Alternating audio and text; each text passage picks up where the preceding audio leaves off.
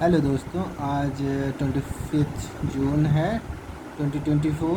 तो आज post graduation का गांधी एन पीस का MGP 004 का एग्ज़ाम था, जो 2 घंटे का था और 50 मार्क्स था। जिसमें आप देखते हैं कि इसमें टोटल 5 क्वेश्चन करने थे, 2 पार्ट्स में है ना, खंड 1 खंड 2 में। तो पहले पार्ट्स में किसी भी एक पार्ट में मिनिमम 2 क्वेश्चन करने थे, मैक्सिमम टोटल दोनों पार्ट में 5 क्वेश्चन करने थे। तो अब देख रहे हो कि पार्ट 1 में था गांधी की प्रमुख बौद्धिक प्रभाव क्या है गांधी पर। तो इसमें हम रस्किन बॉन्ड, टॉलस्टॉय और सुकरात और इंडियन पर्सपेक्टिव में देख सकते हैं।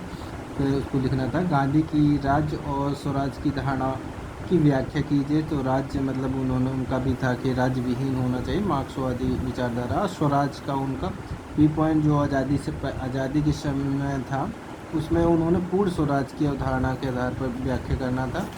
और फिर उसके बाद गांधी व्यक्ति की को सत्याग्रह से कैसे जोड़ते हैं, तो ये क्वेश्चन है। और गांधी ने आर्थिक समानता को अहिंसा और स्वतंत्रता के आधार के रूप में क्यों देखा।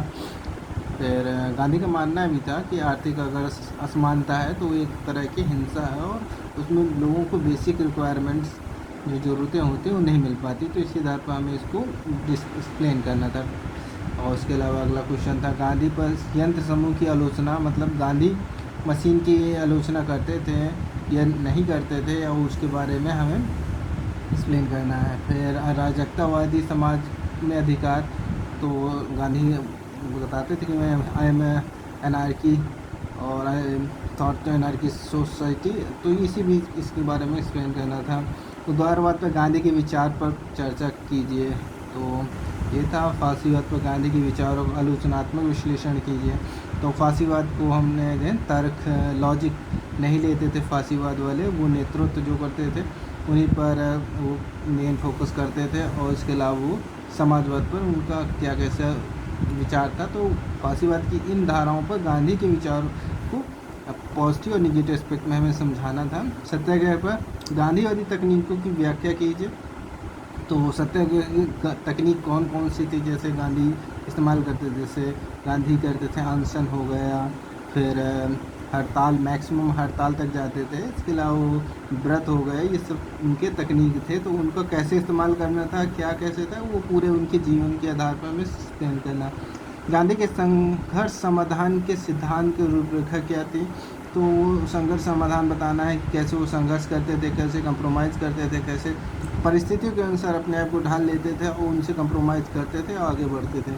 फिर एक लास्ट है 10th वाला, संविधानवाद और युद्ध अंतर्राष्ट्रीय संबंधों की अनसुलझी समस्या। संविधानवाद मतलब गांधी संविधान और उसके बारे में उनकी क्या धारणाएं थी।